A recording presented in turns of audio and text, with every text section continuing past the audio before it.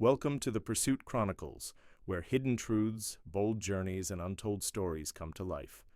Get ready to chase the extraordinary. The photograph trembled in his small hands as 8-year-old Elijah Marshall stood before the judge, 7. Foster homes in 8 years had taught him to stay quiet, to bury his memories deep, but he couldn't forget the heartbeat, the lullaby, or the face in the picture he'd guarded with his life. Judge Rebecca Williams was known for handling family court's most brutal cases without flinching. What no one knew was why, how a falsified death certificate and an empty nursery had turned a grieving mother into the law's most relentless guardian. For 15 years she'd buried her pain beneath her robes until today, until this. Silent boy with eyes that mirrored her own until 4 words shattered her world: "You're my mom."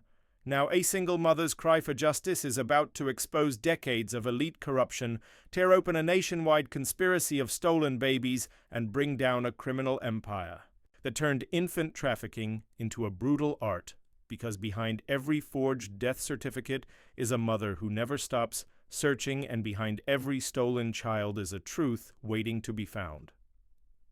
Just before we get back to it, I'd love to know where you're watching from today, and if you're enjoying these stories, make sure you're subscribed, because tomorrow's special episode, one you definitely don't want to miss. The morning sun filtered through the tall windows of Courtroom 307, casting long shadows. Across the polished wooden floors, Judge Rebecca Williams sat behind her imposing bench, her sharp blue eyes scanning the document before her. At 42, she had earned a reputation as one of the most respected judges in family court, known for her dedication to protecting children from broken home. Her colleagues often remarked that she approached each case with an almost surgical precision, never letting emotions cloud her judgment. Today's case seemed routine. At first glance, another foster placement gone wrong. But something about this one made Rebecca's chest tighten as she reviewed the file. The child's name was Elijah Marshall, 8 years old.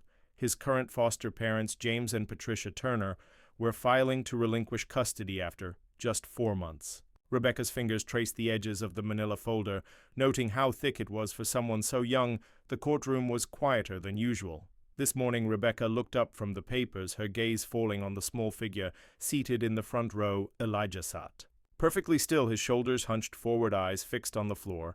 He wore a navy blue sweater that seemed a size too big, making him appear even smaller than he was. Unlike most children his age who fidgeted or looked around, curiously Elijah remained motionless, Asif trying to make himself invisible. "Dear Honor," Patricia Turner's voice cut through the silence. "We've done everything we could, but Elijah is..." She paused, searching for words, simply too difficult to handle. Rebecca's jaw tightened almost imperceptibly. After 15 years on the bench, she had heard every euphemism for giving up on a child. The familiar anger stirred in her stomach, but she kept her voice steady. "Please, elaborate." Mrs. Turner, Patricia smoothed her designer skirt, her manicured nails catching. The diamond tennis bracelet on her wrist sparkled as she gestured. "He refuses to speak most days. He won't participate in family activities when we try to include him. He just stares at us with those vacant eyes." James Turner nodded in agreement, his expensive suit rustling as he shifted in his chair. "We have other foster children who are thriving in our home, but Elijah..." He shook his head, adjusting his gold cufflinks. "He's had several outbursts that deeply concerned us." "What kind of outbursts?" Rebecca pressed, noting how Elijah's shoulders tensed at the word. She watched as his small hands clutched something tighter, a piece of paper or photograph. She couldn't quite tell. "He screams in his sleep," Patricia replied, her tone clinical and detached. "Last week we found him hiding in his closet at 3 hours in the morning, crying and clutching some old photograph. When we tried to help, he became hysterical. He kicked and screamed when James tried to pick him up."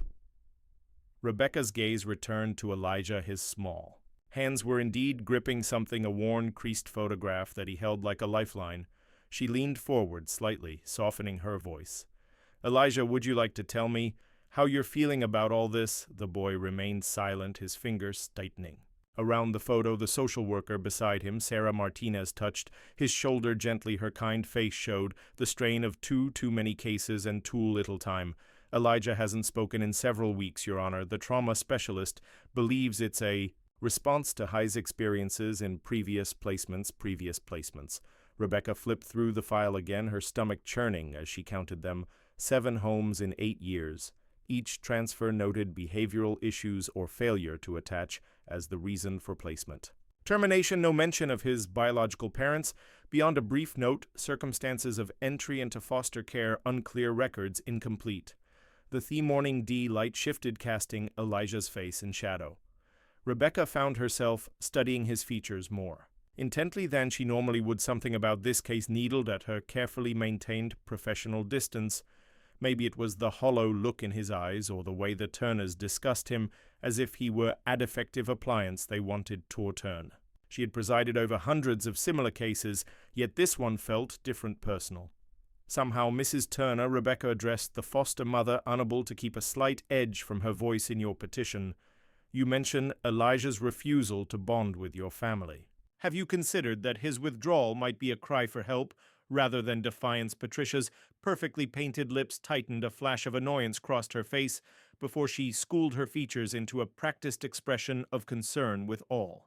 Due respect, Your Honor, we're experienced foster parents. We know the difference between a child who needs help and one who simply won't accept it. James Turner cleared his throat, straightening his tie. We've provided Elijah with everything. Private school. Therapy, his own room with all new furniture. We even hired a tutor to help him catch up in school, but he shows no appreciation, no desire to be part of our family. Rebecca suppressed a surge of anger at their materialistic approach to parenting. She was about to respond when something made her pause. Elijah had lifted his head, his dark eyes meeting hers for the first time. The intensity of his gaze struck her like a physical force.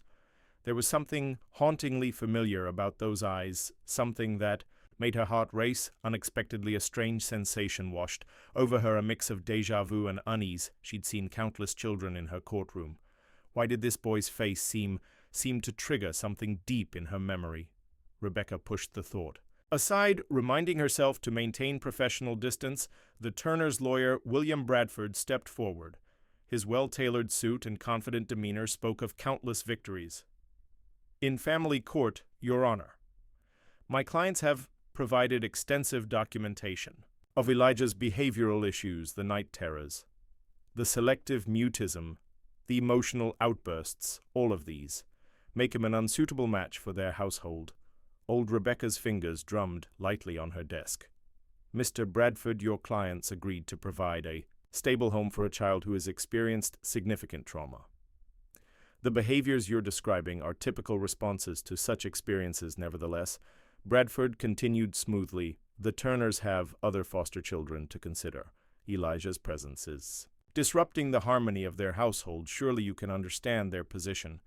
Rebecca could feel a headache building behind her eyes. She glanced at Sarah Martinez. M. Martinez. What alternative placements are available for Elijah? The social worker shifted uncomfortably in her seat. Given his history, Your Honor, immediate placement might be difficult. He would likely need to return to the group home temporarily while we search for a new foster family. Rebecca watched Elijah's hands begin to tremble at the mention of the group home. The photograph he clutched crinkled slightly, and she caught a glimpse of its edge-faded, well-worn asif.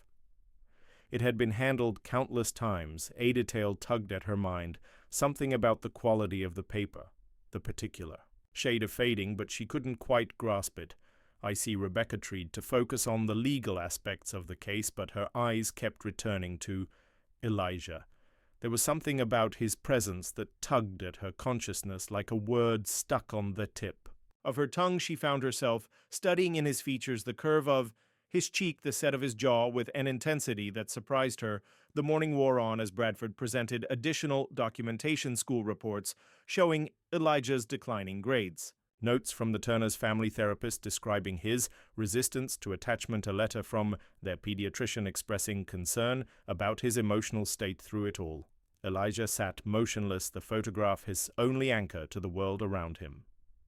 Rebecca noticed small details. Others might miss the way his shoes were slightly scuffed, suggesting the Turners' generosity had limits. The uncertain way he glanced at Sarah Martinez whenever someone raised their voice, as if checking whether he was in trouble.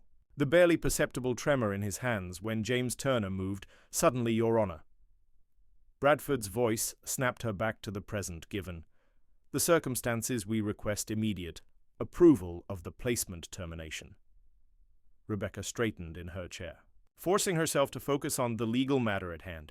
Before I make any decisions, I would like to speak with Elijah privately in my chambers, Your Honor. Patricia Turner interjected. He won't speak, we've told you. Nevertheless, Rebecca cut her off firmly. I would like to try, she began, gathering her papers, preparing to call RSS. That's when it happened. Elijah stood up, suddenly his movements so unexpected that Sarah. Martinez grabbed his arm reflexively. The photograph fluttered to the floor, but Elijah didn't seem to notice he was staring directly at Rebecca, his eyes wide and filled with an emotion she couldn't quite read. When he spoke, his voice was small but clear, carrying easily in the hushed courtroom. You're my mom? The words hung in the air like suspended. Crystal shocking in their clarity and conviction, Rebecca felt the blood drain from her face as the courtroom erupted in murmurs. The Turners exchanged alarmed looks, while Sarah Martinez tried to guide Elijah back to his seat, but Elijah stood firm, his eyes never leaving Rebecca's face. You're my mom, he repeated, stronger this time. I knew it when I saw you. Rebecca gripped the edge of her bench. Her knuckles turning white, the room seemed to spin lightly as long-buried memories threatened to surface memories. Of a hospital room, of devastating news of awful loss that had shaped the last 8 years of her life. The photograph lay face down.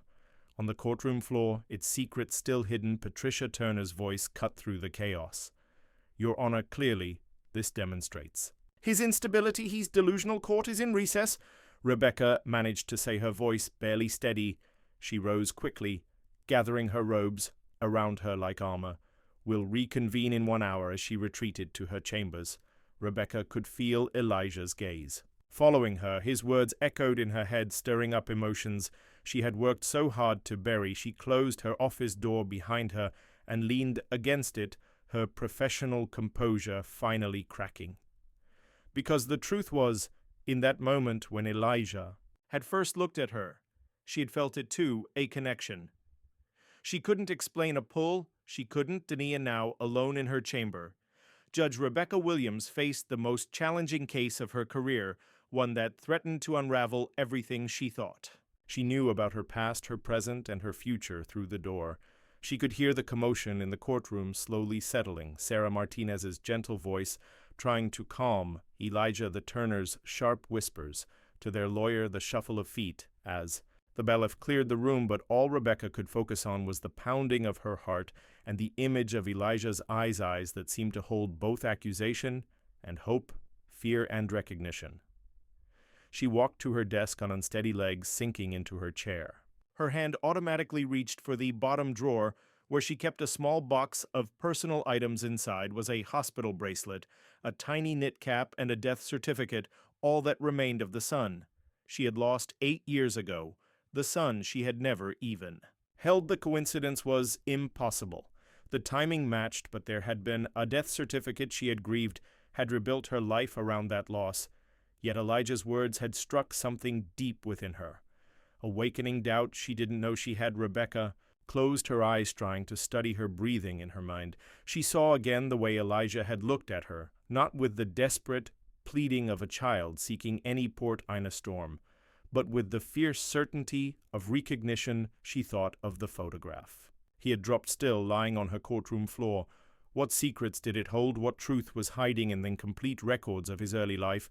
The clock on her wall ticked steadily, counting down the minutes until she would have to return to the courtroom, until she would have to face Elijah again, and the possibility that her carefully ordered world was about to shatter outside her window. The morning sun continued its journey across the sky, indifferent to the drama unfolding below. But in courtroom 307, a small boy's words had just set in motion a chain of events that would uncover long-buried secrets, expose corruption, and potentially reunite a mother with the child she thought she had lost forever. The photograph still lay where it had fallen, waiting to tell its story. Rebecca's hands trembled as she lifted the fallen photograph from the courtroom floor. The bailiff had cleared the room, leaving her alone with the physical evidence of Elijah's claim. She turned the photo over slowly, her breath catching in her throat. The image showed a younger version of herself seated in a hospital garden. Her hand rested protectively over her pregnant belly, her face glowing with anticipation. She remembered that day with painful clarity. It was the last photo taken before everything went wrong, Your Honor.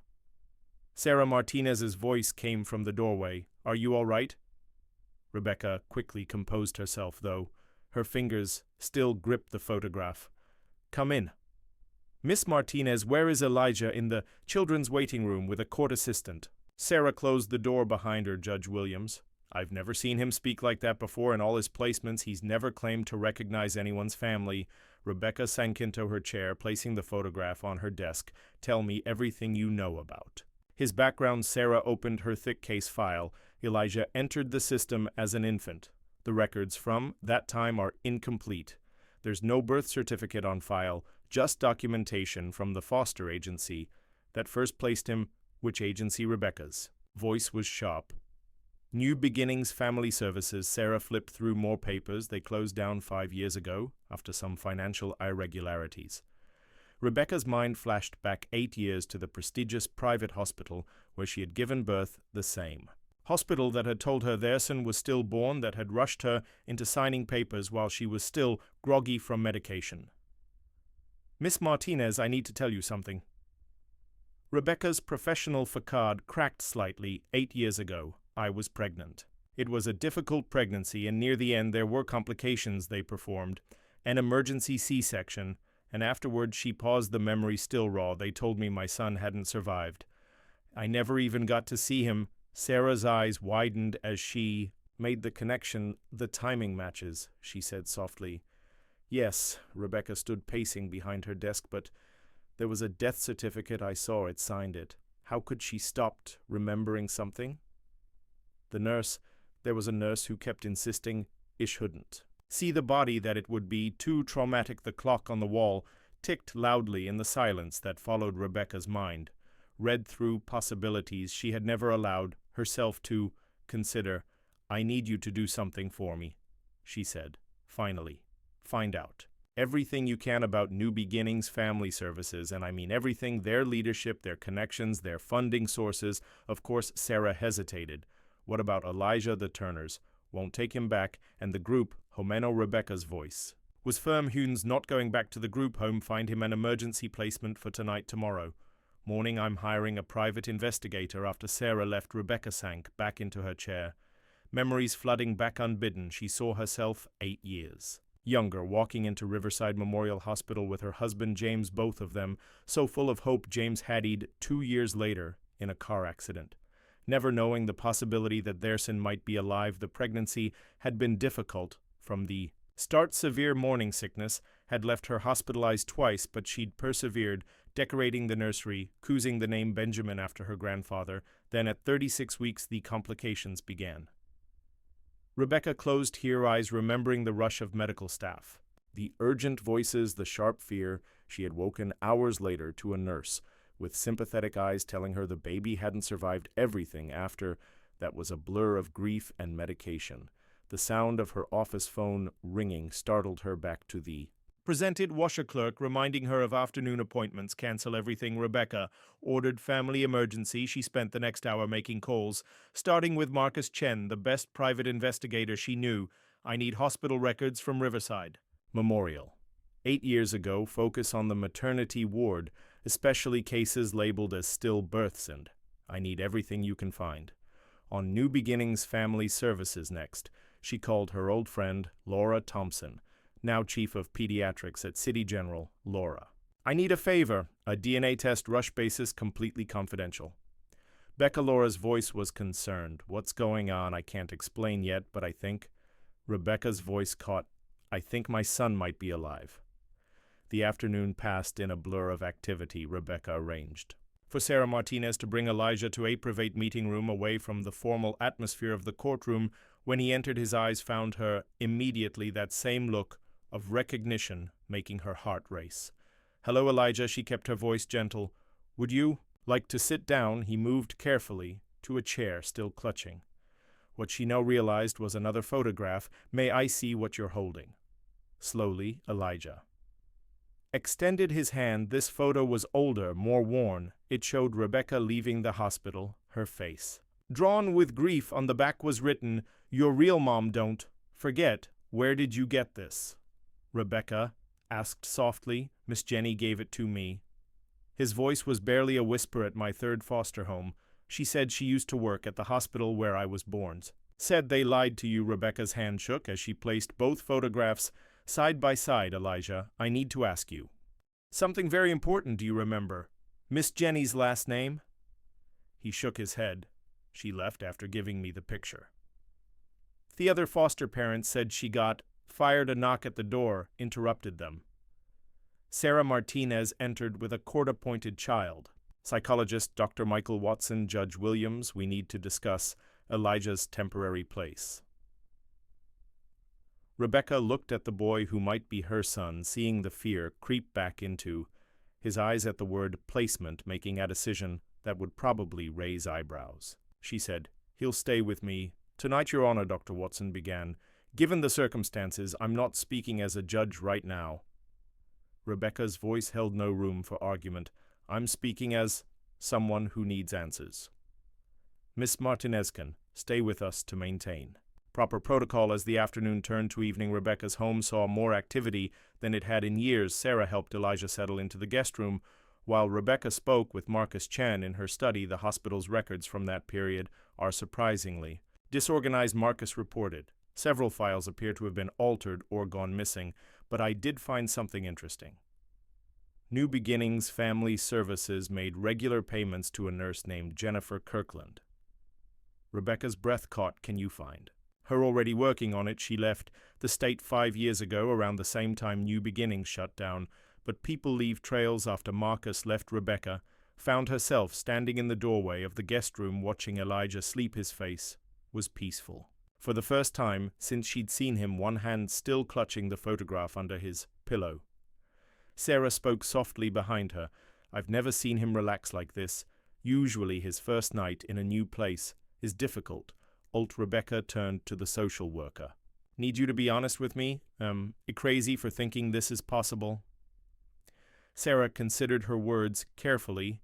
"In my 15 years of social work, I've seen a lot of corruption in the system, private adoption agencies working with hospitals, falsified documents, desperate prospective parents willing to pay anything. It's not as rare as people think." Later that night, after Sarah had settled into the other guest room, Rebecca sat alone in her study. She opened the bottom drawer of her desk, pulling out the small box of baby mementos. She had never been able to throw away the tiny hat, never worn the hospital bracelet that had briefly circled her wrist, and the death certificate that now felt like a lie. Her phone buzzed with a text from Marcus. "Found something hospital. Security footage from that night was supposedly erased, but I have a contact who might be able to recover it. Call you tomorrow." Rebecca leaned back in her chair. Emotions wearing inside her: hope, battle with fear, possibility with practicality. If Elijah really was her son, what then? How had this happened? Who was responsible? A small sound made her look up. Elijah stood in the doorway in borrowed pajamas, tears on his face. "I had a bad dream," he whispered without hesitation. Rebecca opened her arms. "Hekame." To her slowly at first, then all at once, burying his face in her shoulder. She held him. Something deep inside her clicked into place, a recognition that went beyond logic or evidence. "It's okay," she murmured, stroking his hair. "You're safe now." They stayed like that for a long time, neither speaking. Rebecca found herself humming an old lullaby one her mother had sung to her. To her surprise, Elijah hummed along. "How do you know this song?" she asked softly. "I remember it," he said, his voice muffled against her shoulder. "From before, when you used to sing to me." Rebecca's heart stuttered. "Before, when I was in your tummy, the nice nurse, Miss Jenny. She told me you used to sing it all the time." He pulled back slightly, looking at her with those familiar eyes. She said, "They took me away from you, but that someday I'd find you." Again, tears slid down Rebecca's cheeks. As she held him closer, outside the city had grown quiet, but inside, her mind pieces were falling into place. Tomorrow would bring investigations, DNA tests, and difficult questions, but tonight in this moment, Rebecca knew with a certainty that defied explanation that she was, holding her son. "Tell me about Miss Jenny," she said gently. "Tell me everything you remember," as Elijah began to speak, his voice growing. Stronger with each word, Rebecca reached for a notepad. Every detail could be important in unraveling what had happened 8 years ago, but more than that, she wanted to know everything about the years she had lost with Herson. The night deepened around them.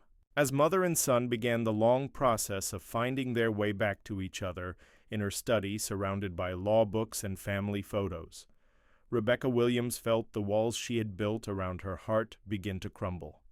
Tomorrow would bring its own challenges. The Turners would fight to save their reputation. The hospital would deny everything old records would need to be unsealed. Witnesses found truth extracted from years of lies. But for now, Rebecca held her son, listening to his breathing even out as he fell. Asleep in her arms, and knew that everything in her life had led to this moment. The two photographs lay side by side on her desk, one showing what was lost, the other hinting at what might be found between them. Lay the truth of a story that was only beginning to unfold, a story of lost corruption and the unbreakable bond between mother and child. As the first light of dawn began to creep through her study windows, Rebecca made a silent vow she would uncover the truth, no matter the cost. She would hold accountable everyone who had played a part in stealing her son, and most importantly, she would make sure Elijah never felt unloved or unwanted ever again. The journey ahead would be difficult, but as she looked down at the sleeping child in her arms, Rebecca knew it would be worth every step, because sometimes in the midst of life's greatest injustices, miracles could still happen, and sometimes those miracles came in the form of a small boy with familiar eyes, carrying a worn photograph and 8 years of lost memories. Morning light filtered through unfamiliar curtains as Elijah woke in Rebecca's guest room. For a moment, panic gripped him. Another new place, another strange bed. Then he heard, humming from somewhere in the house, that familiar lullaby, and his racing heart steadied. He wasn't alone anymore. Rebecca stood in her kitchen preparing breakfast with hands that wouldn't quite stop shaking. The DNA test results wouldn't come back for days, but in her heart, she already knew the truth. The way Elijah hummed the lullaby, the precise way he scrunched his nose when concentrating, just like her father used to do. She had missed 8 years of these small discoveries. Sarah Martinez arrived early, carrying a thick file. "I spent all night going through Elijah's records," she said, accepting a cup of coffee. "There's something you need to see." They spread the documents across Rebecca's dining room table while Elijah ate breakfast in the kitchen. The earliest records were sparse, just a form stating he had been surrendered to New Beginnings Family Services by an unnamed mother. No birth certificate, no medical history. His first placement was with the Hendersons, Sarah explained, pulling out a weathered report. They kept him for 14 months before returning him to Thegency. Said, "He cried too much, wouldn't sleep through the night." Rebecca's jaw tightened.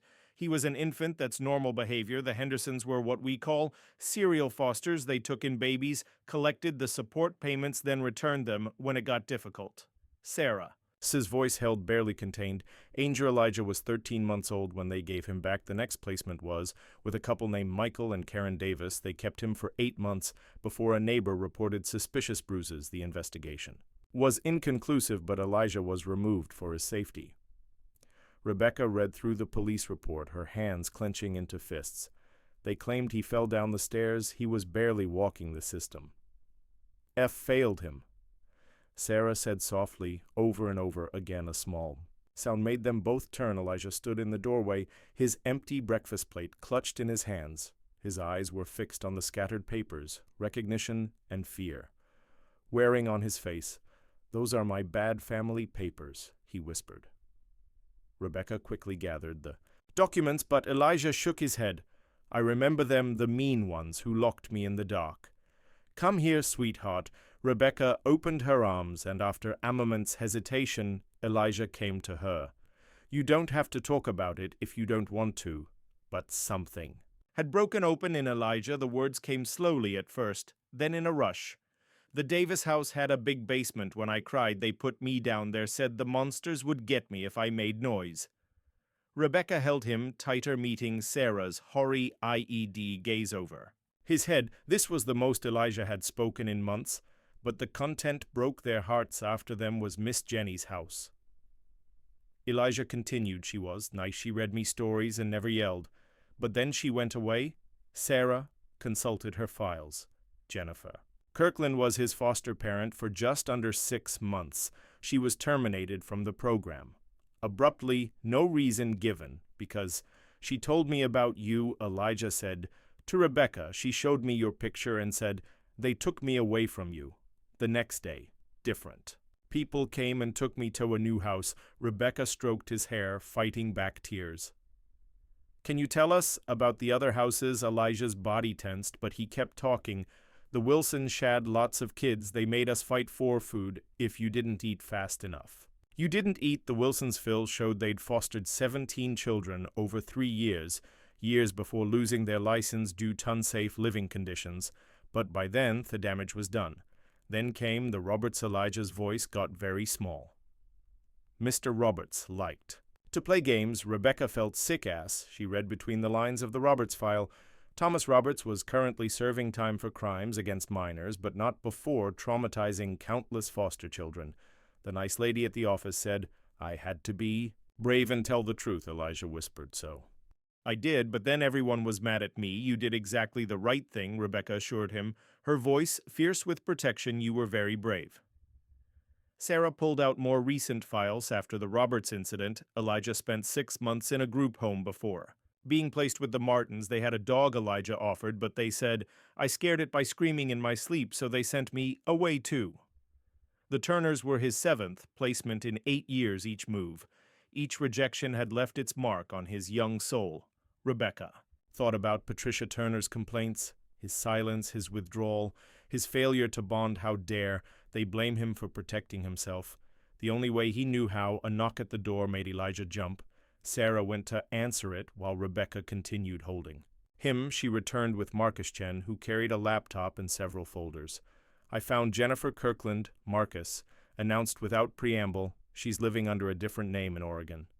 And she's willing to talk. Rebecca's heart leaped, but she kept her voice calm for Elijah's sake. What did she say? She wants to meet in person, says she has documentation papers, photographs, even some recordings she made while working at the hospital. Marcus glanced at Elijah. She says she's been waiting for this day for 8 years. Sarah spoke up. I can take Elijah to his therapy appointment while you know Elijah's grip on. Rebecca tightened. Don't leave me. I won't, Rebecca promised. Never again. She looked at Marcus. Can she come here? She's already on her way. Should be here tomorrow. Morning. The rest of the day passed in a blur of activity. Dr. Watson, the court-appointed psychologist, came to evaluate Elijah in Rebecca's home environment, Toto. Everyone's surprise, Elijah spoke more than he had in months, though he refused to let Rebecca out. Of his sight, he's displaying clear attachment behaviors. Dr. Watson noted the kind we rarely see in children. With his history of trauma, there's something remarkable about his connection to you. Judge Williams, late that afternoon, the preliminary DNA test. Results arrived. Rebecca's hands trembled as she opened the envelope, but before she could read it, Elijah spoke. I already know. You're my mom, he said simply. I remember your heart. Rebecca looked at him, questioningly. My heart. It's sound when you used to sing to me before I was born. I always remembered it, even when I didn't know what I was remembering. That results confirmed what their hearts already knew. Elijah was her son. Rebecca sat down hard, the paper fluttering from her fingers. Sarah caught it, reading quickly. It's a match, she confirmed, tears in her eyes. 99.9% probability of maternity that evening after Sarah had gone home and Elijah was asleep upstairs.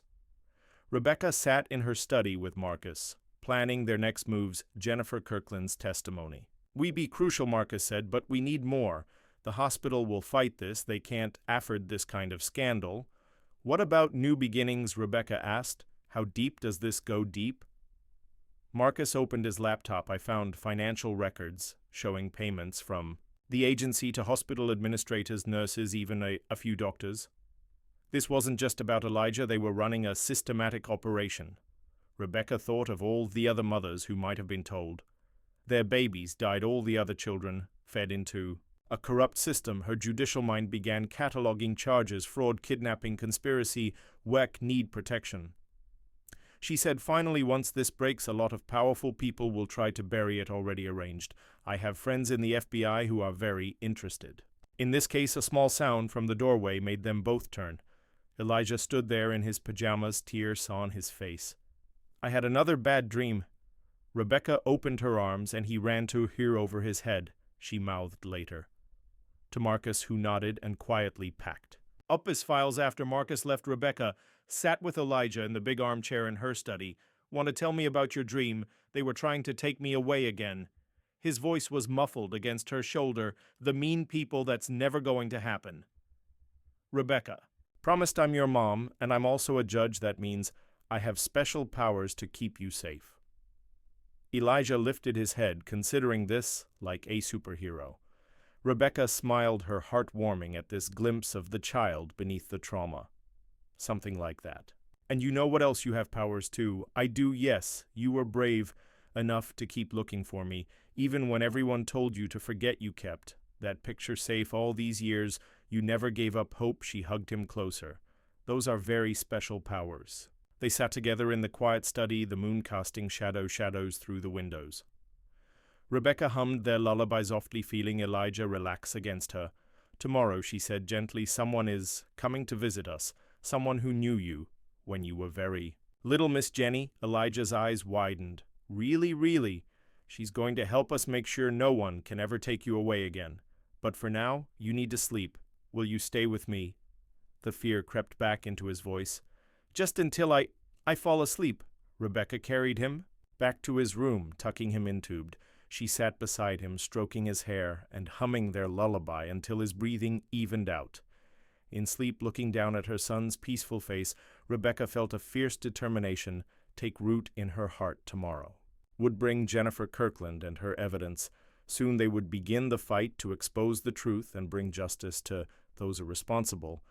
But tonight, in this quiet moment, Becca simply watched her son's leap and gave thanks for the miracle that had brought him back to her. The years of pain had left their marks on both of them, but together they could begin to heal. Outside the city slept, June, aware that within its bounds a story of corruption and stolen children was about to break open. But in Rebecca's home, mother and son had found their way back to each other, guided by love, memory, and a lullaby that had never been forgotten. Jennifer Kirkland arrived at Rebecca's house early the next morning, her silver hair neat, but her hands shaking as she clutched a worn leather briefcase. She stopped short when she saw Elijah peek around Rebecca's legs. "Oh my God," she whispered, "you found each other." Elijah's eyes widened with recognition. Miss Jenny, his voice was small but clear. Jenny knelt down, tears spilling onto her cheeks. "Look how big you've gotten. Sweet boy, I knew you'd find your mama." Someday Rebecca ushered them into the living room where Marcus Chen and Sarah Martinez were waiting. Jenny sat on the couch, Elijah choosing to stay close to Rebecca, but watching his former foster mother intently. "I've been waiting for this day for 8 years. Jenny began opening her briefcase, gathering evidence, making copies, keeping everything safe. "I knew eventually someone would start asking questions." She pulled out a thick folder. It started small. "I was a labor and delivery nurse at Riverside Memorial. We'd occasionally get requests to tell mothers their babies hadn't survived, even though the parents, were usually young, poor, or in difficult situations. The hospital said we were helping place unwanted babies with loving families." Rebecca had found Elijah's shoulder, steadying them both. "But I wanted my baby. I had a nursery ready." Jenny nodded. "Sadly, that's when I realized something darker was happening. They weren't just handling unwanted babies, they were stealing wanted ones, the right kind of babies, ones they could place with wealthy families willing to pay anything for a private adoption." Marcus leaned forward. "How many cases are we talking about?" "At least 30 that I documented between 2015 and 2018. Jenny pulled out a USB drive. "I kept records of everything, dates, names, payments. I even managed to secretly record some conversations with the administrators involved." Sarah took rapid notes while Marcus connected the drive to his laptop. Rebecca listened with growing horror as Jenny detailed the operation. Dr. Thomas Wells was the mastermind. Jenny explained he worked with New Beginnings to identify potential clients, wealthy couples willing to pay six figures for a baby, then they'd watch for matching, opportunities, mothers with the right racial background, health history, and social situation. How did they choose? Rebecca's voice was tight. They looked for mothers who were professional, educated, healthy, but also vulnerable in some way, single women, women whose partners had died or left, women without strong family support systems, women they could isolate and manipulate like me. Rebecca thought, remembering how alone she'd been after James's death early. In her pregnancy, Jenny continued, when a suitable baby was born, they'd create a crisis, claimed the baby was in distress, rush the mother into emergency surgery. While she was under anesthesia, they'd take the baby. Later they'd say it was stillborn, but there. Our protocols Sarah interjected death certificates require. They had people throughout the system. Jenny cut in medical examiners who would sign off without seeing bodies. Administrate traders who would backdate paperwork. New Beginnings handled the other. And creating new birth certificates, placing the babies with paying clients, making sure all the documentation looked legitimate. Marcus whistled softly, reviewing files on his laptop. The money trail is incredible. Payments ranging from $200, $0 to $500,000 per baby. Elijah, who had been listening quietly, suddenly spoke. Is that why they took me, because someone paid?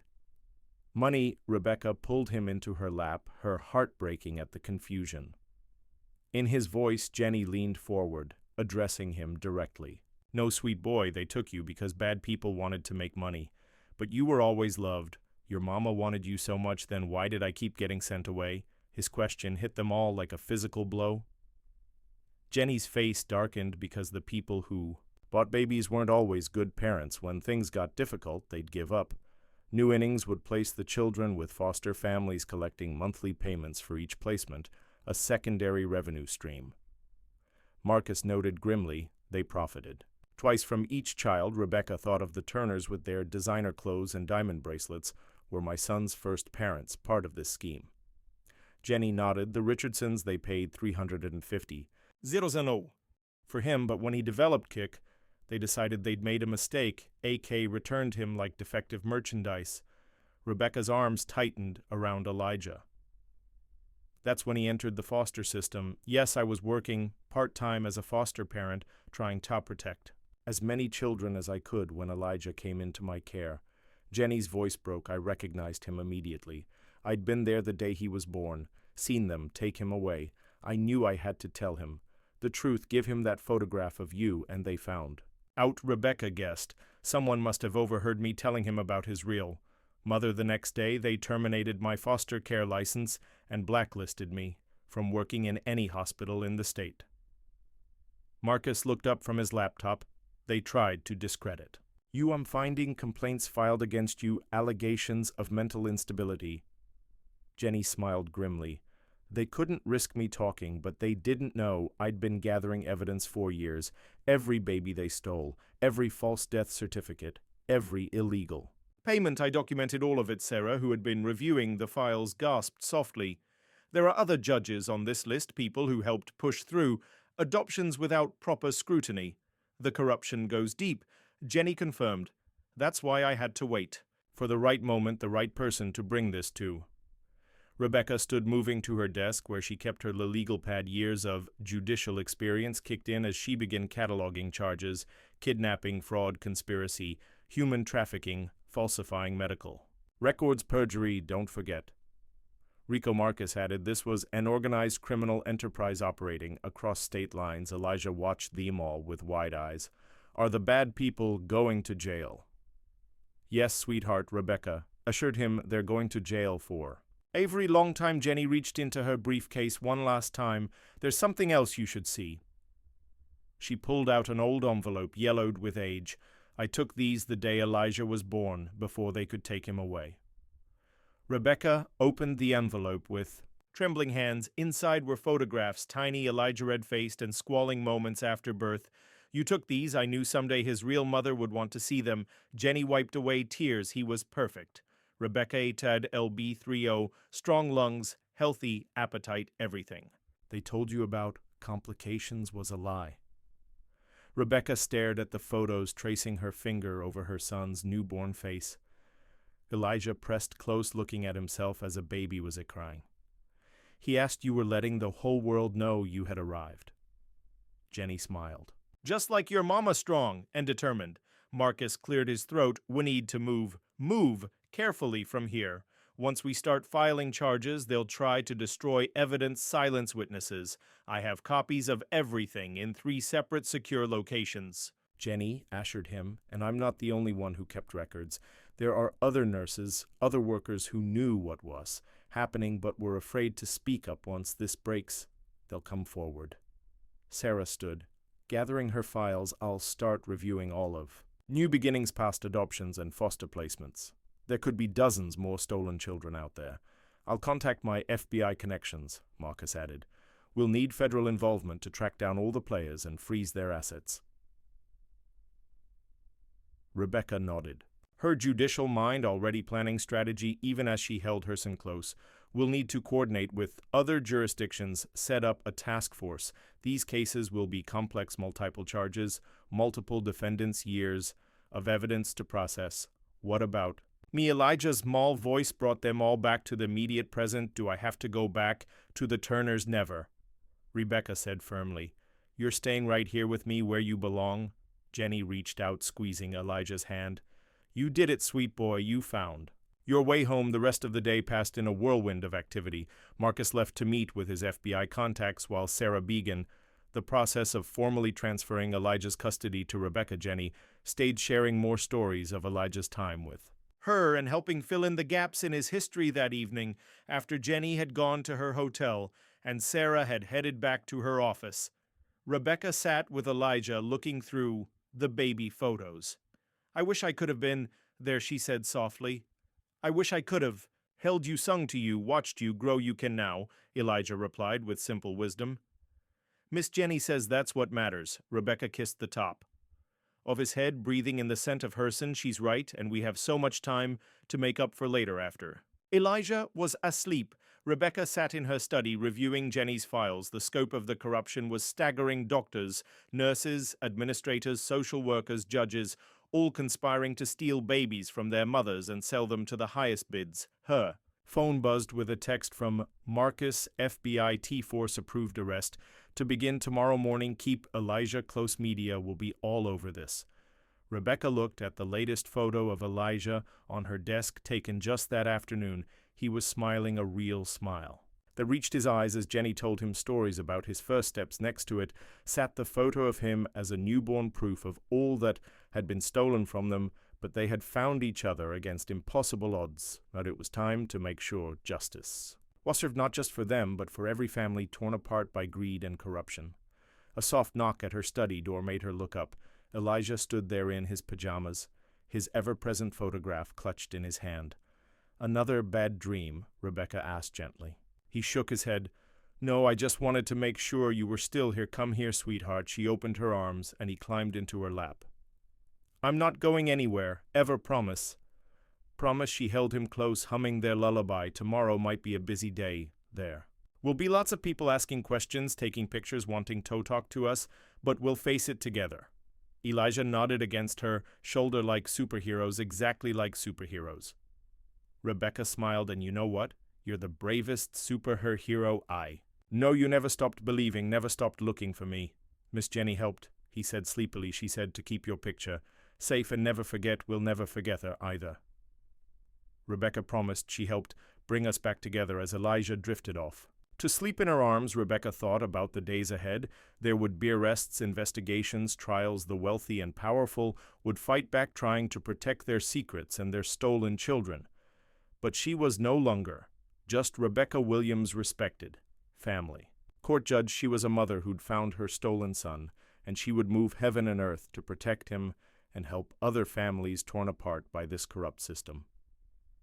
The night deepened around them as Rebecca held her sleeping child, their matching heartbeats. A reminder of all they had lost and found again. Tomorrow would bring chaos and challenges, but tonight they were together, safe in the knowledge that her long separation was finally over. Outside her study window, the stars shone bright in the dark sky. witnesses to a mother and child reunited against all odds, ready to face whatever challenges lay ahead.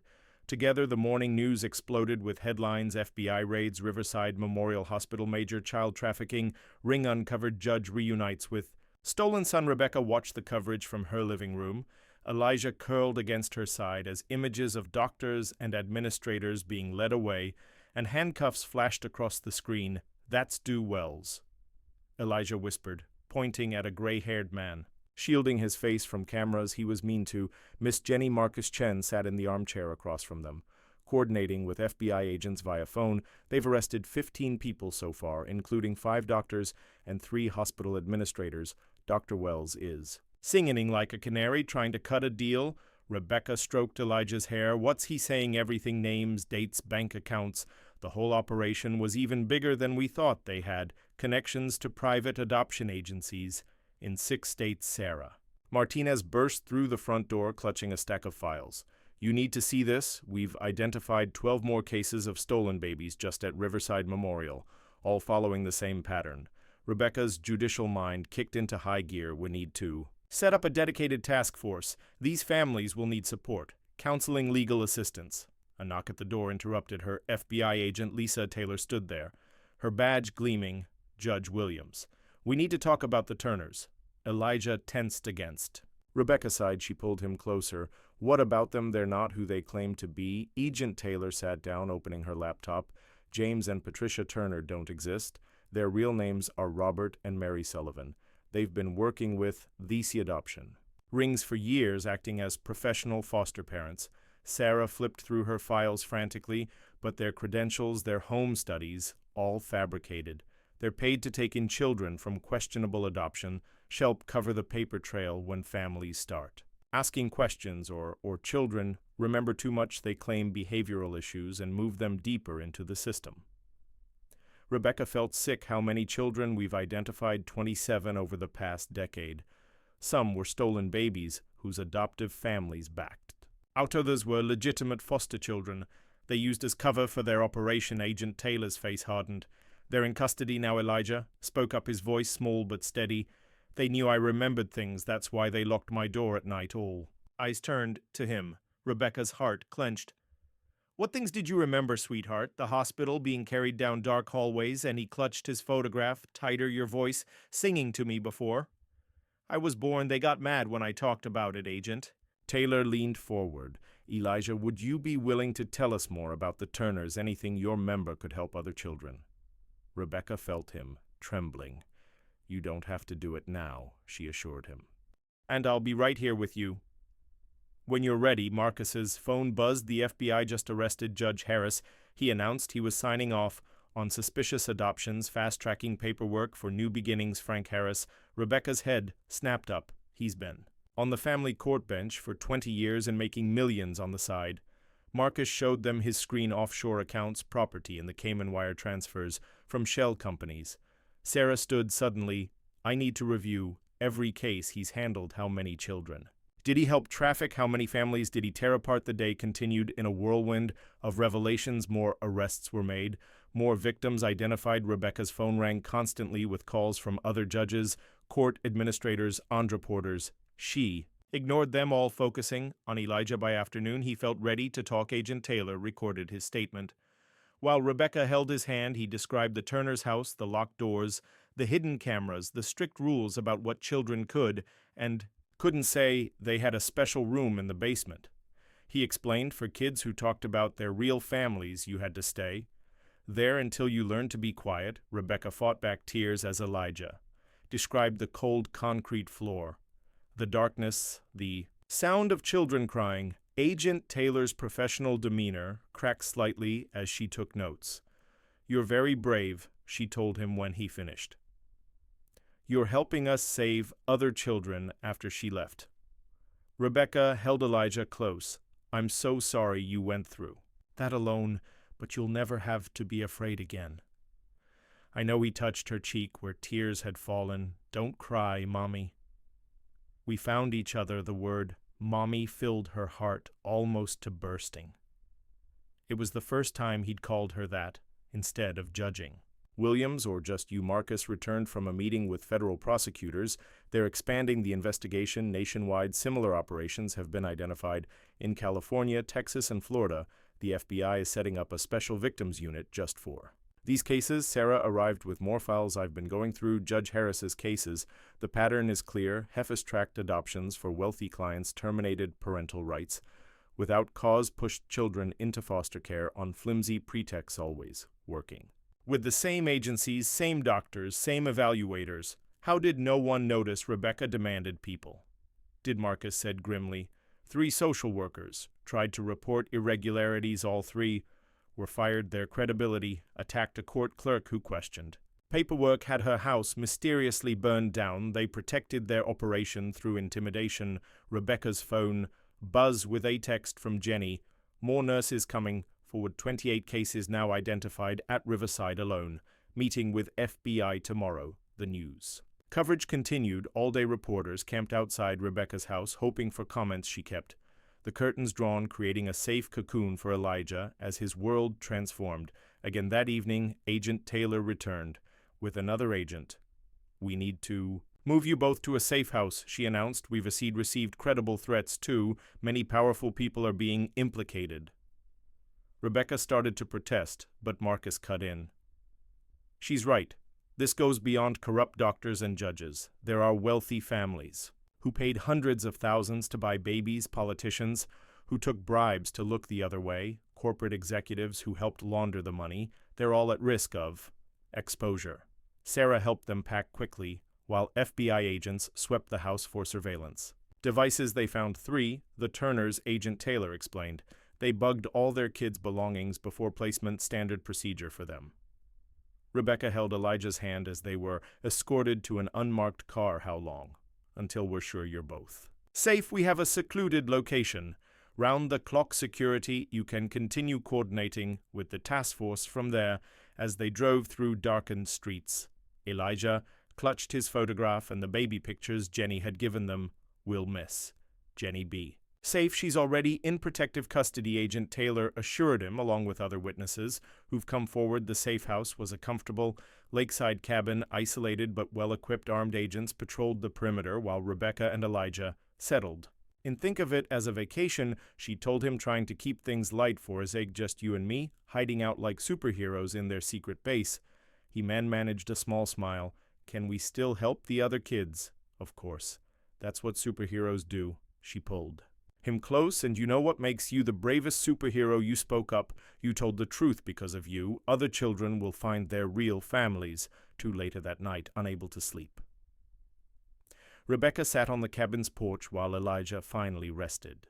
Inside, Marcus had sent her more case files to review, dozens of stories, just like theirs. Mothers told their babies were dead children fed into a corrupt system, lives shattered by greed. Her phone lit up with a secure message from Sarah. Judge Harris talking, says. Operation goes back 30 years, thousands of cases. Nationwide international connections too, Rebecca shook as she replied. How many children still counting? FBI creating database to cross-reference hospital records, adoption papers, foster care placements. DNA testing being offered to any family with suspicious cases. The scope of it was overwhelming. Rebecca had thought finding Elijah was the end of their story. Instead, it was just the beginning of a much larger fight.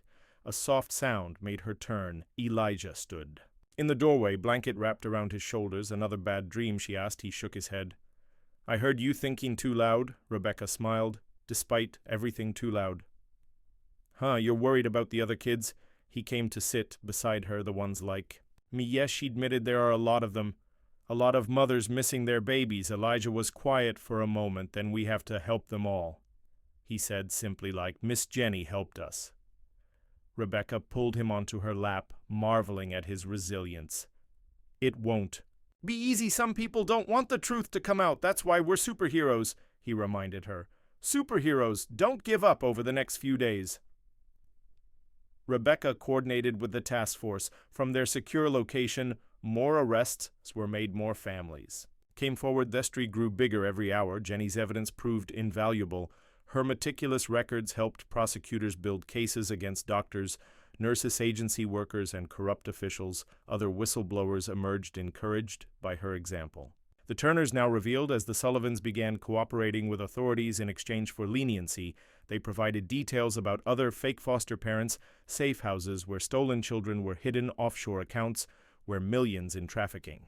Profits were stored. Sarah worked tirelessly to review cases, identify victims, and coordinate support services for traumatized families. The FBI's Special Victims Unit set up a hotline for tips and created a database to match missing children with suspicious adoptions. Through it all, Elijah remained Rebecca's anchor. His strength amazed her the way he spoke to investigators, helped identify other children from the Turners' home, offered comfort to newly discovered victims. "You're getting better at being a mom," he told her one evening as they sat on the cabin's porch, watching the sunset. Rebecca hugged him close. "You're getting better at being a kid," she replied. "I saw you playing with Agent Taylor's daughter today. Actually, playing, not just sitting quietly." He nodded. "I don't have to pretend anymore or be scared." "No, you don't." She kissed the top of his head, and you know what? Neither do I for years. I pretended I was okay, that I'd moved on from losing you, but I never did because moms and kids belong together, he said. With 8-year-old wisdom, even when bad people try to keep them apart, Rebecca thought of all the other mothers out there, still believing their babies were dead, all the other children lost in the system, carrying memories they'd been told to forget. "We'll find them," she promised, speaking to all those separated families. "We'll bring them home." The sun set over the lake, painting the sky in brilliant colors. Mother and son sat together, safe in their temporary sanctuary, while across the country, a movement for justice gathered strength. The truth was finally coming to light, and no amount of money or power could stop it.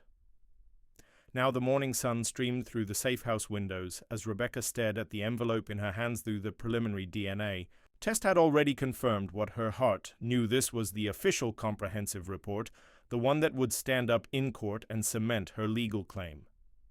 "To Elijah, do you want me to open it?" Sarah Martinez asked gently. She had driven 3 hours to deliver the results personally, refusing to trust them to any messenger. Rebecca shook her head, breaking the seal with trembling fingers. The medical jargon blurred before her eyes until she found the conclusion. Per probability of maternal relationship. "Confirmed it's real," she whispered. "It's real. Of course it's real." Elijah's voice came from the doorway. He stood there in his pajama chair, tousled from sleep. "We already knew that, Mommy." The simple confidence in his voice made Rebecca's heart swell. She opened her arms and he came to her, fitting perfectly against her side. As she showed him the paper, "See, science agrees with your heart, Agent Taylor. Arrived shortly after carrying fresh case files. Dr. Wells gave us use everything," she announced. "Names, dates, bank records, 30 years of trafficking operations. But there's something specific you need to see." She pulled out a hospital security photo dated the night of Elijah's birth, a nurse carrying a newborn down an empty corridor. This was Jennifer Kirkland, trying to get photographic evidence. She managed to hack into the security system that night. More photos followed. Dr. Wells speaking with a couple, inexpensive. Clothes, money, changing hands, papers being signed. Then the most damning image, Elijah clearly alive and healthy being handed to the Richardsons while Rebecca lay unconscious. "In recovery. They told me he was stillborn." Rebecca's voice shook with rage. "They didn't even let me see him. They had it down to a science," Agent Taylor explained. "They knew exactly how long the anesthesia would keep mother unconscious. By the time you woke up, Elijah was already gone." Sarah reviewed her notes. The Richardsons paid $350. That night, the money was split between Dr. Wells, the hospital administrator, and New Beginnings Family Services. "What happened to the Richardsons?" Rebecca asked. "Arrested this morning in Connecticut, Agent Taylor's." Satisfaction was evident. They've been living under assumed names, but facial recognition caught them trying to board a flight to Switzerland. Elijah studied the photos carefully. "I remember her," he said, suddenly pointing to Mrs. Richardson. "She used to cry a lot and say, 'I wasn't the baby she paid.'" For Rebecca pulled him closer, fighting back tears of fury. "You were perfect.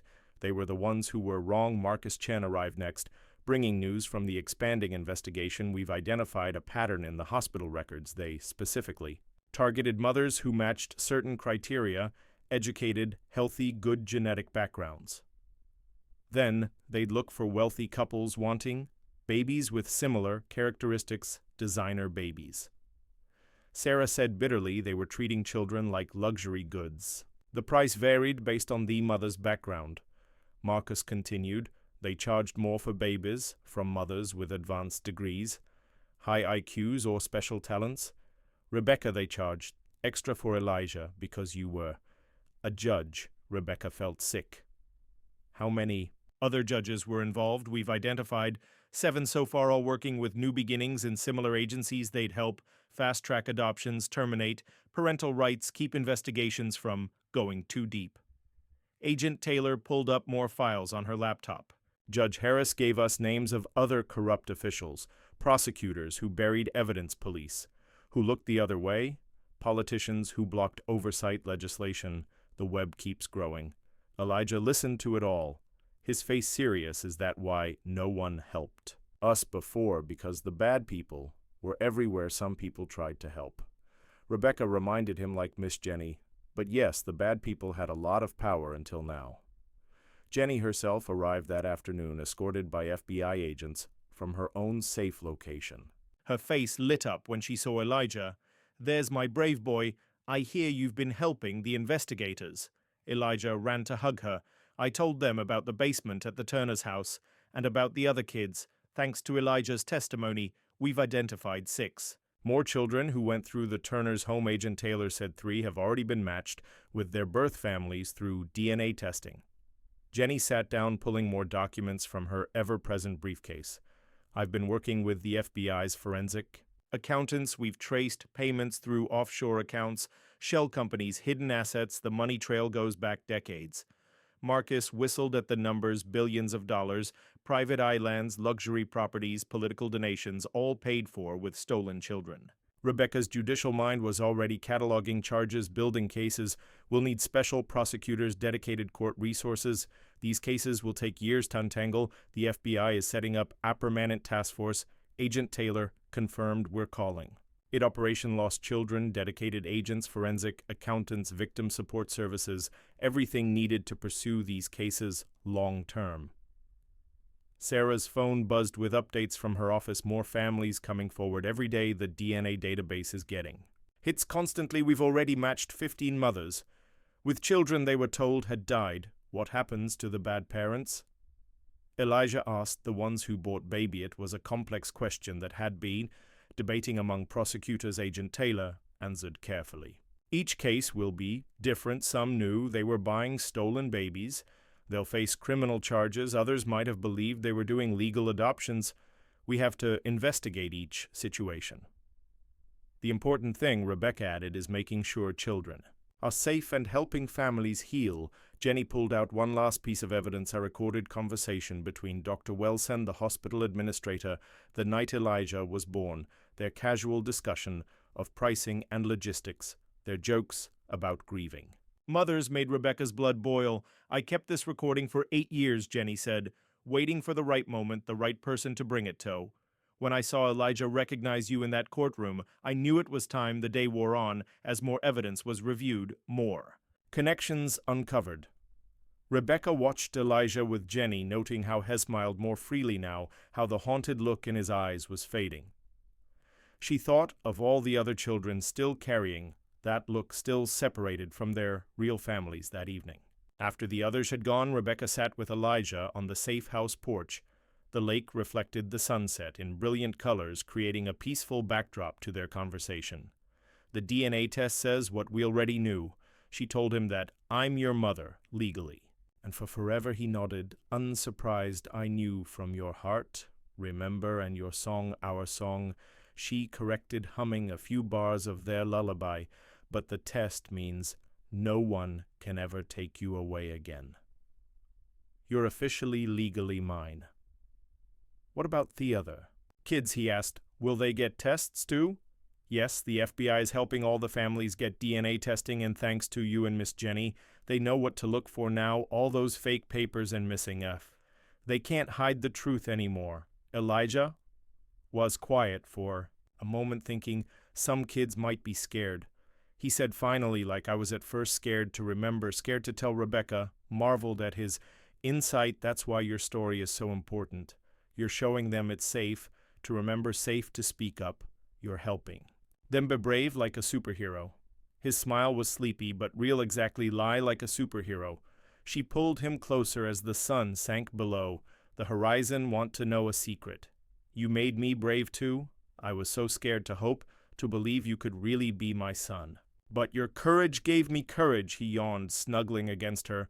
That's what families do right, help each other, be brave, right? Rebecca felt tears prick her eyes at his simple wisdom, and now we get to help other Amelies find their courage, too, as Elijah drifted off to sleep in her arms. Rebecca thought about the days ahead. There would be trials, testimony, difficult questions to answer. The wealthy and powerful would fight back, trying to protect their secrets and their stolen children, but they had truth on their side now, and evidence that couldn't be, buried Jenny's careful documentation, the FBI's investigation, DNA science that could reunite families across decades. It was all coming together to expose decades of corruption and heal countless broken hearts. Her phone buzzed softly with a message from Agent Taylor. 3 more matches confirmed tonight, mothers in Boston, Seattle, and Miami.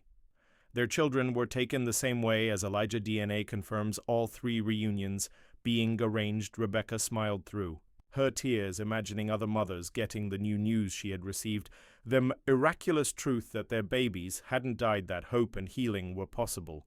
She thought of all the children, like Elijah, carrying memories they'd been told to forget, finally being validated, and believed. The night deepened around them as she held her sleeping son there, matching heartbeats, a reminder of all they had lost and found again tomorrow would bring more revelations, more families discovered, more truth unveiled. But tonight they were together, safe in the knowledge that their long separation was finally over, and somewhere in the growing darkness, other mothers lay awake, wondering about babies they'd been told were dead children they'd never held. Soon they would know the truth. Soon they would hold their children again, thanks to a brave little boy who refused to forget, and a mother who never stopped loving him. The stars emerged one by one, witnesses to a story of loss and redemption that was bigger than anyone. Family in safe houses across the country. Other children slept safely tonight, protected while justice slowly turned its wheels. Other mothers kept vigil, holding on to hope that had seemed impossible just days ago.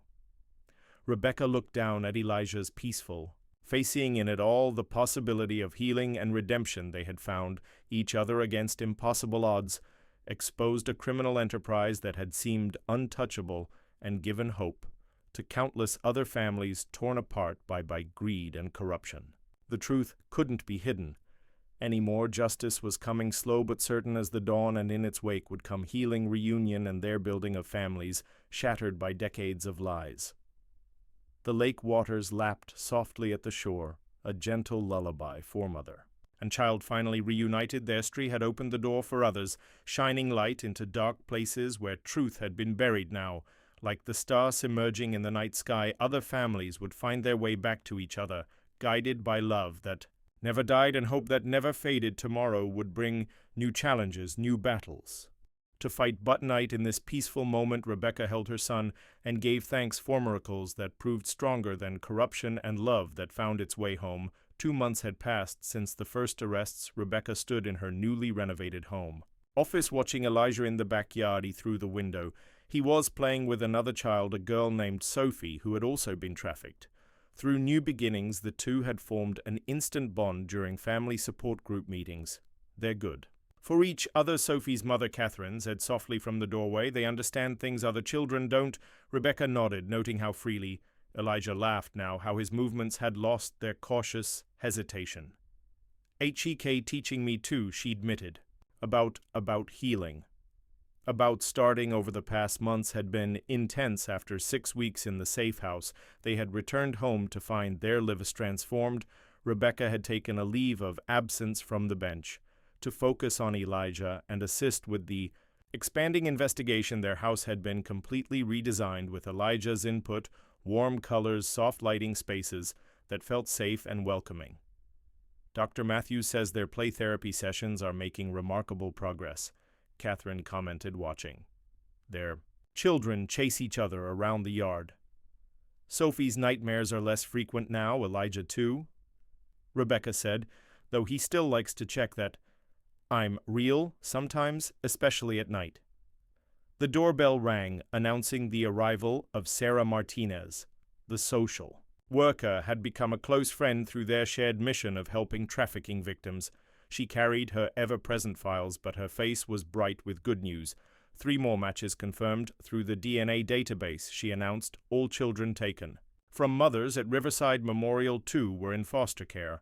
One with an adoptive family who claims they didn't know Rebecca LED them. To the kitchen where Jenny Kirkland was. Already waiting, the former nurse had moved nearby to continue working with the edit. Investigation becoming an honorary grandmother to many of the recovered children. How are the prosecutions going? Catherine asked. Accepting a cup of coffee. Dr. Wells took a plea deal, Sarah, reported 25 years in federal prison, in exchange for testimony. Against the hospital board and adoption agency directors, Judge Harris gets sentenced next week looking at 15 to 20 years. Jenny pulled out her latest notes. The FBI has traced over $3 billion through the trafficking network properties being seized accounts. Frozen, they're using their money to set up a victim compensation fund. Rebecca thought of the Richardsons sitting in jail awaiting they had offered to testify against others in the scheme, but prosecutors weren't interested in deals the evidence against them was too strong, including Elijah's testimony about their abuse. How many children have been identified? So far, Catherine asked. 212 confirmed cases, Sarah said, but that's just from 3 hospitals. The FBI thinks there could be thousands nationwide through the window. They could see Elijah showing Sophie his new treehouse, a gift from Rebecca, that he insisted on sharing with other recovering children. His therapist said creating safe spaces and learning to share them was an important part of his healing. The support groups are helping. Jenny observed both the children's groups and the mothers' meetings. There's something powerful about being with others who understand, Rebecca agreed the weekly. Gatherings had become a crucial part of their healing journey. Mothers shared their stories of loss and reunion, while children found friends who understood their unique experiences. They celebrated small victories together. First words spoken, first nights without nightmares, first genuine smiles. Elijah's doing better. In school. Rebecca shared his new private school specialized in trauma-informed education. His teachers say he's starting to participate in class discussions, make friends. Sophie, too. Catherine smiled. Yesterday she raised her hand to answer. Question first.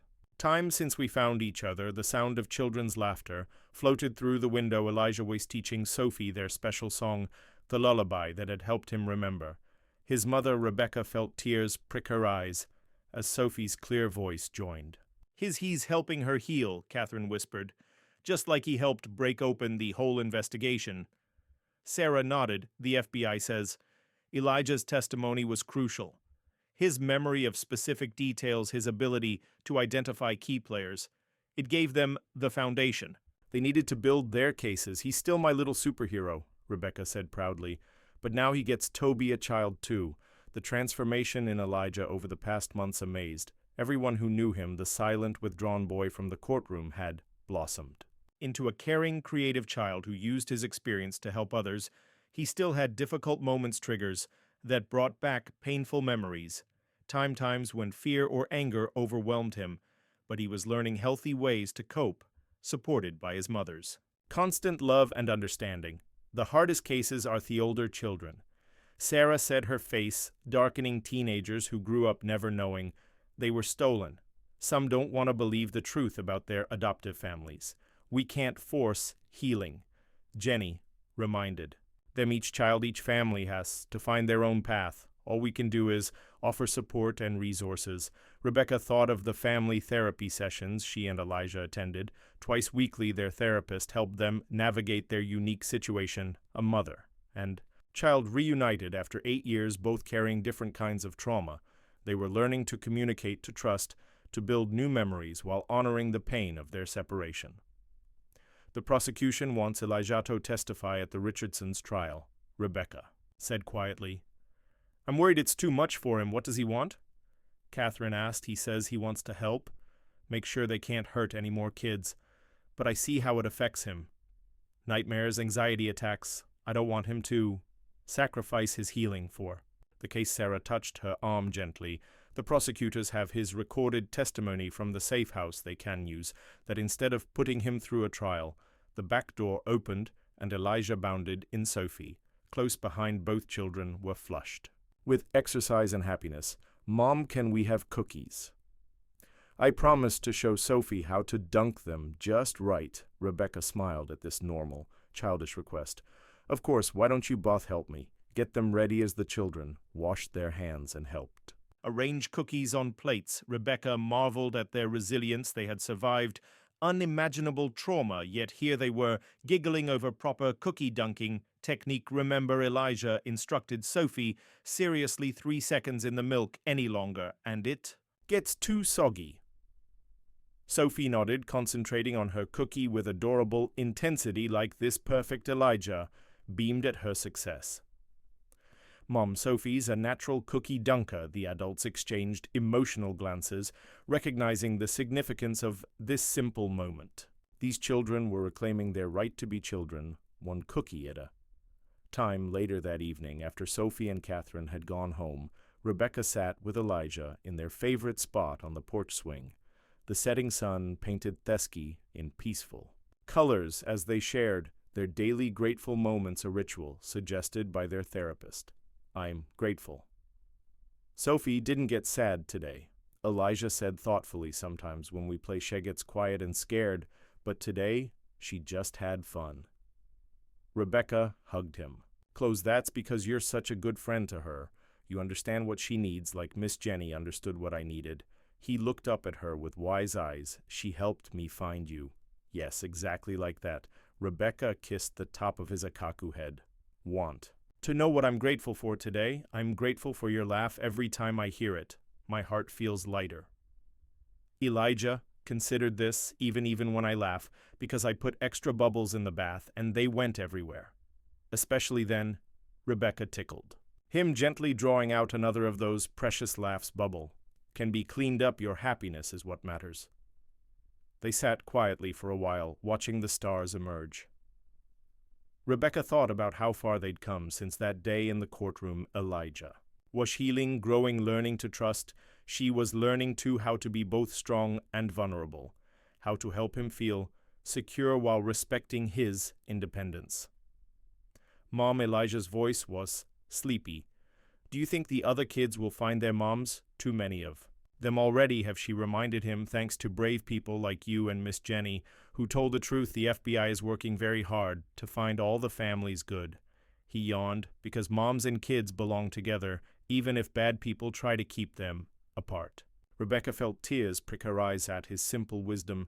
"Yes, they do, and noon will ever separate us." Again that night, after Elijah was asleep, Rebecca sat in her office, reviewing case files. The investigation had grown beyond anyone's initial expectations. More hospitals were being investigated, more corrupt officials exposed, more families reunited. Her phone buzzed with a text from Agent Taylor. "Major breakthrough in California case. Similar operation identified at 3 hospitals. Raids scheduled for tomorrow." "Thought you'd want to know?" Rebecca smiled grimly. The truth couldn't be hidden anymore. All across the country, justice was slowly but surely being served thanks to Elijah's courage and Jenny's evidence.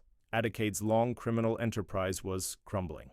She walked to Elijah's room, watching him sleep peacefully. His favorite stuffed lion, a gift from Sophie, was tucked under his arm. On his bedside table sat the worn photograph that had helped him find his way home. Tomorrow would bring more revelations.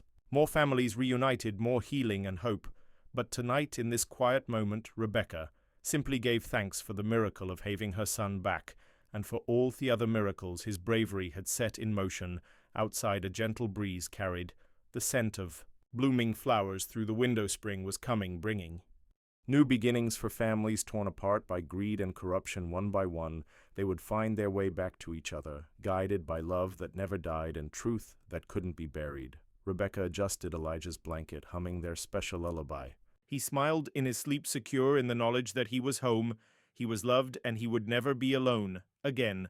The night deepened around them as justice continued its slow but steady march in homes across the country. Other mothers watched their recovered children sleep. Other families began their healing journeys, and at the heart of it all was a little boy who refused to forget, and a mother who never stopped loving him. Their story had opened the door for others, shining light into dark places where truth had been hidden now like stars emerging in the night sky. Other families would find their way back to each other, guided by hope that never faded and love that conquered all barriers. 1 year had passed since that fateful day in Courtroom 307. Rebecca stood at the podium in APAC Conference Hall addressing the First National Convention of Families Reunited, the organization she had helped established to support victims of child trafficking and advocate for systemic change. When my son stood up in that courtroom and said, "You're my mom," he did more than just find his way home. She began, her voice steady and strong. He started a movement that has exposed decades of corruption and reunited hundreds of families. Elijah sat in the front row between Jenny, Kirkland, and Sophie, now his closest friend at 9 years. Sold he carried himself with quiet confidence, his earlier trauma transformed into determination to help others heal. Today we celebrate not just reunions but justice. Rebecca continued. Over 300 perpetrators have been convicted. 42 corrupt officials are serving prison terms. 8 hospitals have been held accountable, but most importantly, 573 children have found their way back to their real families. The audience filled with reunited families, advocates, and law enforcement. Officials burst into applause. Rebecca saw tears on many faces. Knowing each person there carried their own story of loss and redemption. The FBI's Operation Lost Children has become a permanent task force. She announced their DNA database continues to make matches every week. The Victim Compensation Fund has distributed over $500 million to help families rebuild their lives, but our work isn't done in the year. Since the investigation began, the true scope of the trafficking operation had become clear.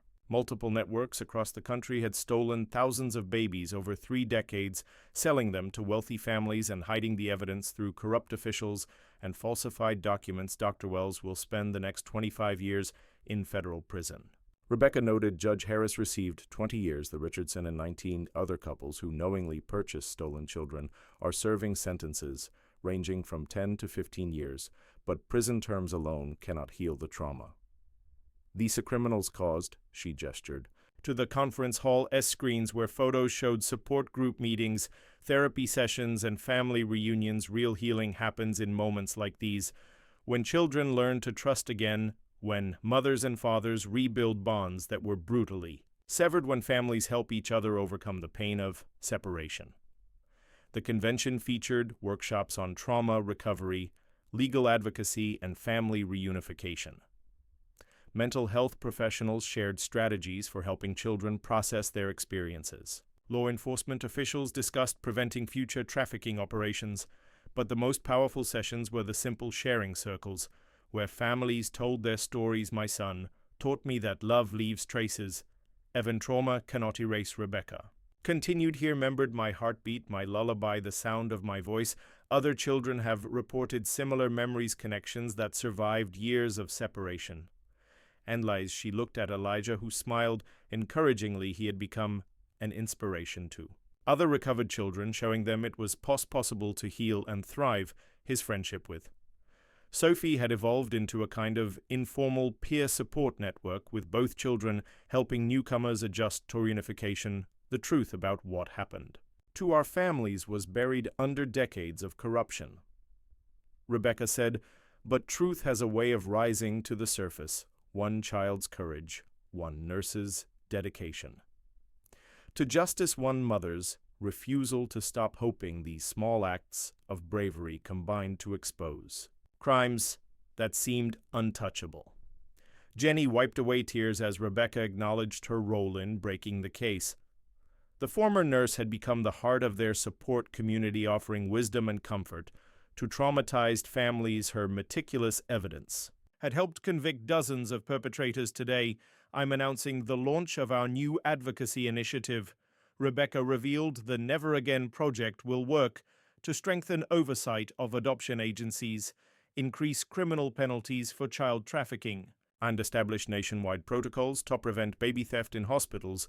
The project, funded by seized assets from the trafficking networks, would also provide scholarships for recovered children and support services for reunited families. Rebecca had resigned from the bench to lead these advocacy efforts full-time, knowing her judicial experience would lend weight to their calls for reform.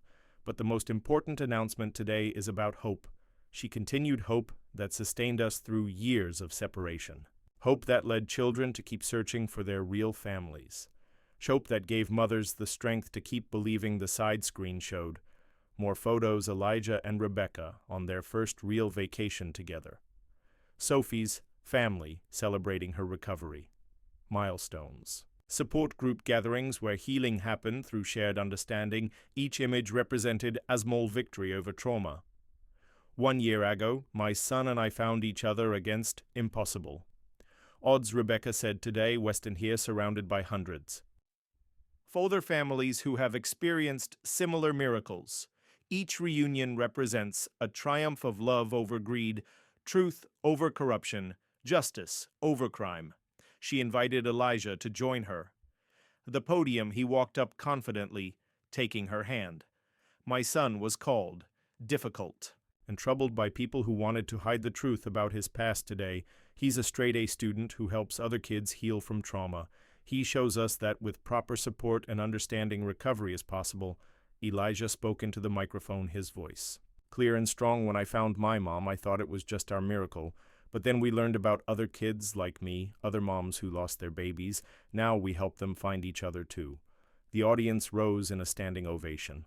Rebecca saw Catherine, and Sophie crying happy tears, Jenny beaming with grandmother-likey pride, Sarah Martinez nodding in professional satisfaction. Each had played a crucial role in the past year's transformations after the speech families gathered for a celebration dinner.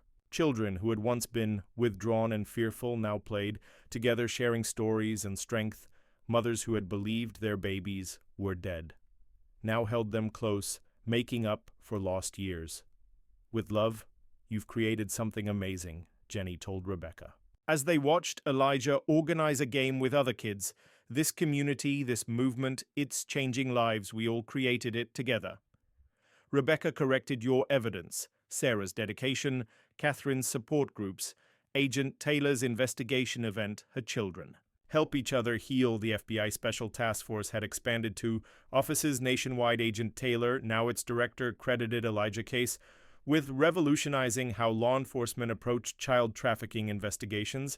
His story showed us what to look for. She had explained the falsified death certificates, the corrupt officials, the pattern of moving children through multiple foster homes to hide their origins. Now we know how to trace these cases and build solid prosecutions. The evening ended with a candlelight ceremony honoring families still searching for each other. Rebecca held Elijah close as they lit their candle, remembering their own. Journey from lost to reunion. Do you think we'll find all the stolen kids? He asked softly. Weck never stopped trying. She promised every family deserves the miracle we found. Later that night in their hotel room, Rebecca watched Elijah sleep peacefully. The haunted look that had once dominated his face was gone, replaced by the natural calm of a secure loved child. His recovery wasn't perfect. He still had occasional nightmares and anxiety triggers, but he had learned healthy ways to cope. Her phone buzzed with a text from Sarah. 2 more matches confirmed today. DNA results just came in. Another miracle in the making. Rebecca smiled, remembering how each reunion felt like watching their own story unfold again, the disbelief. The joy, the overwhelming emotion of finding someone you thought was lost forever. The convention would continue for 3 more days, offering workshops, counseling sessions, and networking opportunities, but its real value lay in the connections formed between families who understood each other's experiences. She thought about how far they'd come in. 1 year, Elijah had gone from a silent, traumatized child to a confident boy who helped others heal. She'd transformed from a grieving mother to an advocate, leading a national movement for change. The criminal enterprise that had stolen so many babies was being dismantled piece by piece. Dr. Wells's testimony had led 2 investigations of similar operations in other states. Judge Harris's conviction had prompted reviews of thousands of suspicious adoptions, but the most important changes were the personal ones, children learning to trust and love, again mothers healing from years of false grief, families rebuilding bonds that had been brutally severed. Elijah stirred. In his sleep, mumbling their special lullaby, Rebecca hummed along softly, marveling at how this simple song had helped him. Remember her through years of separation. Love had left traces that even trauma couldn't erase. The next morning they would return. The convention to continue their work, more families would share their stories. More children would find hope in Elijah's example.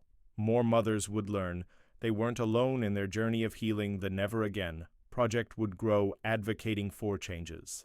To prevent future trafficking on operations, the FBI's task force would make more matches through their DNA database. Support groups would welcome new families beginning their reunion journeys. But for now, in this quiet moment, Rebecca simply watched her sons leap and gave thanks for the miracle that had brought them back together.